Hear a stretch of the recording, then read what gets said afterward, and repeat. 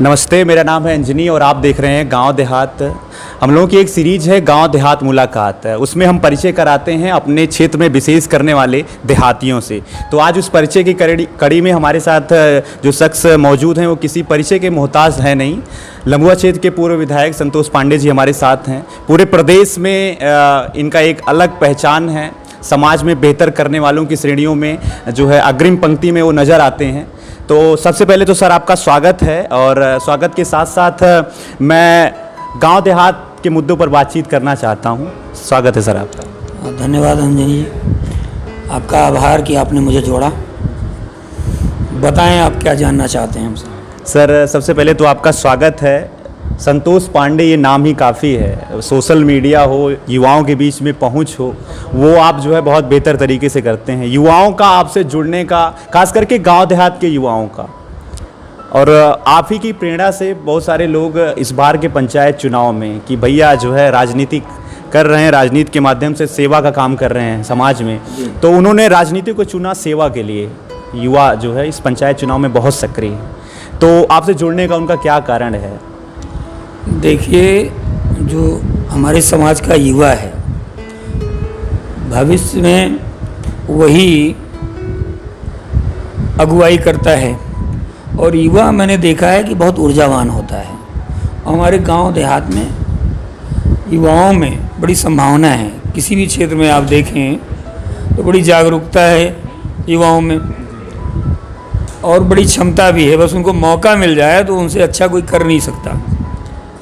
और युवा इसलिए भी हमसे जुड़ा है कि चूँकि हम लोग अभी युवावस्था को क्रॉस करके थोड़ा बढ़े हैं, तो हम उनकी भावनाओं को समझते हैं, उनकी कदर करते हैं। और मैं आपके माध्यम से पहले तो उन युवाओं को बधाई देना चाहता हूं जिन्होंने समाज में किसी भी क्षेत्र में अच्छा काम किया है। और जो भी युवा हैं हमारे क्षेत्र के, जनपद के, प्रदेश के, हम कोशिश करते हैं कि अगर उनको हम अपने द्वारा किसी भी क्षेत्र में अगर ताकत देने का काम करते हैं तो मुझे खुशी महसूस होती है।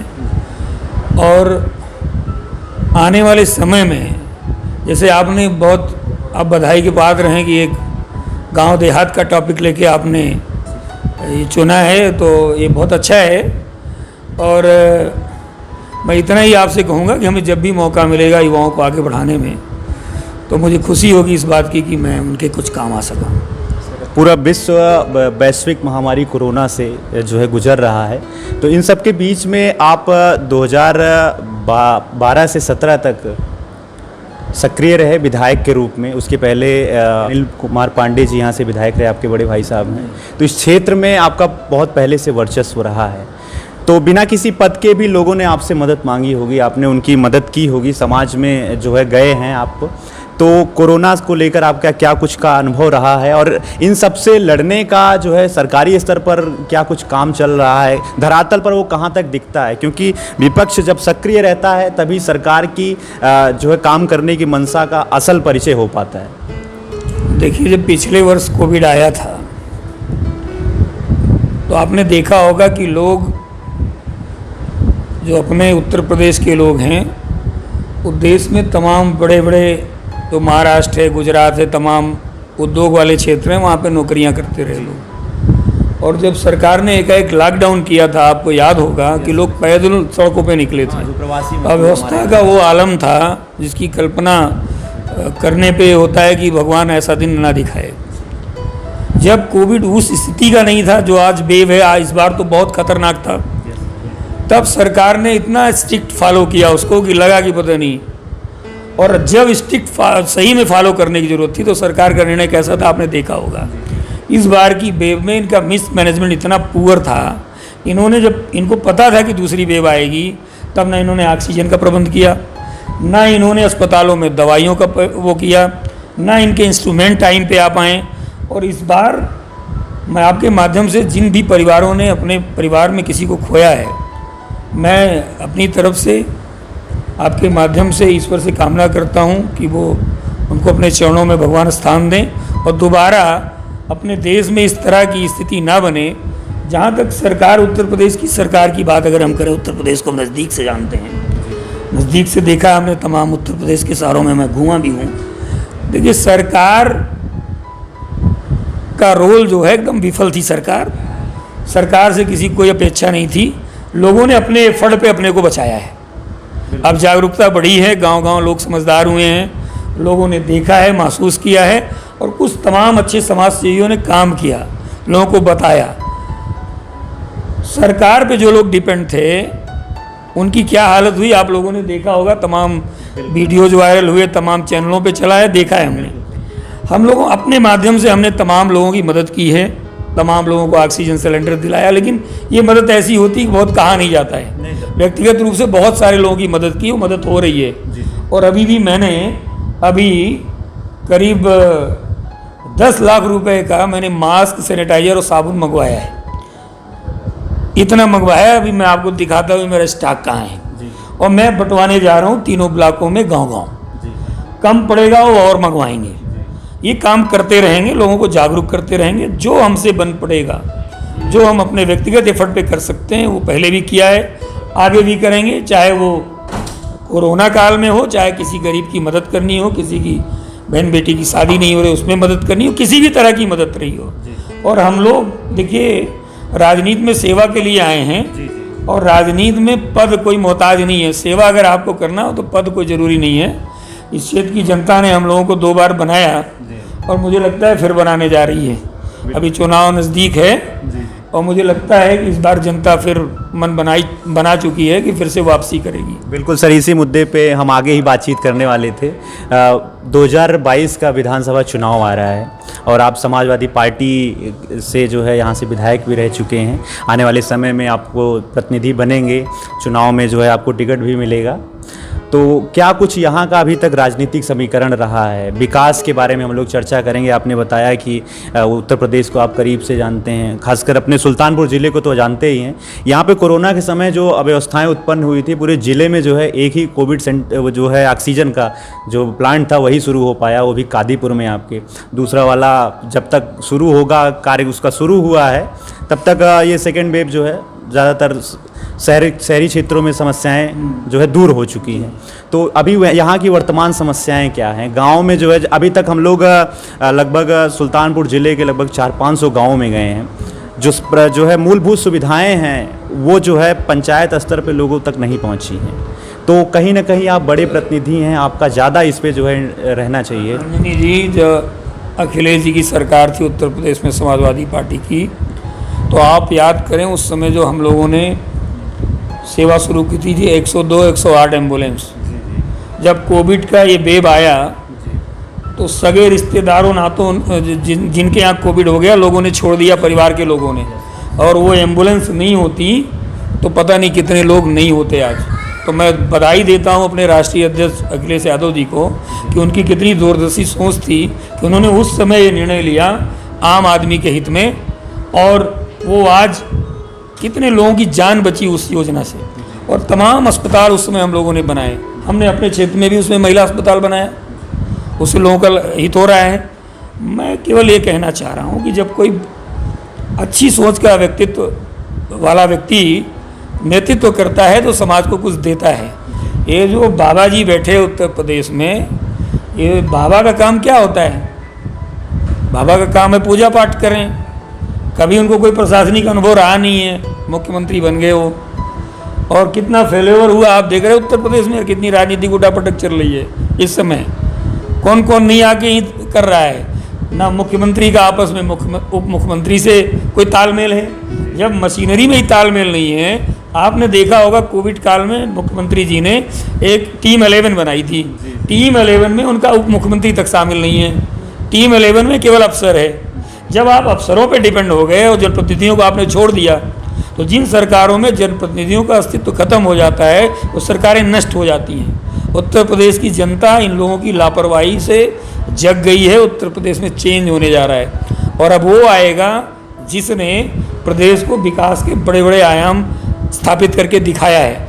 और हम तो ये देख रहे हैं कि 2022 में उत्तर प्रदेश में अखिलेश यादव जी के नेतृत्व में सरकार बनने जा रही है, और उत्तर प्रदेश खुशहाली और तरक्की के रास्ते पे जाएगा जब अखिलेश जी उत्तर प्रदेश के मुख्यमंत्री होंगे।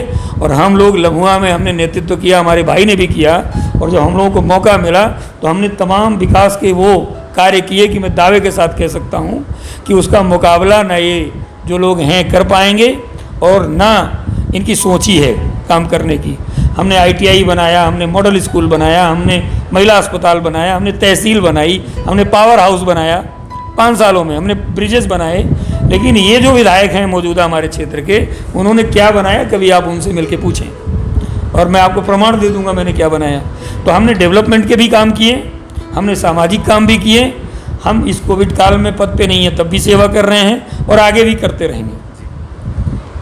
सर एक जानकारी मैं और आपसे चाहता हूँ, जब कोई प्रतिनिधि बनता है तो समाज में हर वर्ग के लिए काम करता है, लेकिन उसमें भी आप किसी एक वर्ग विशेष के लिए व्यक्तिगत तौर पर प्रयास करते हैं कि इनके साथ अन्याय ना हो, इनके साथ कोई दुर्भावना ना रखे, उनके हक की लड़ाई के लिए आप हमेशा खड़े रहते हैं। ब्राह्मण समाज की एकता को लेकर आप काम करते हैं और उनके जो आराध्य हैं बाबा परशुराम जी हर जगह मुझे दिख रहे हैं।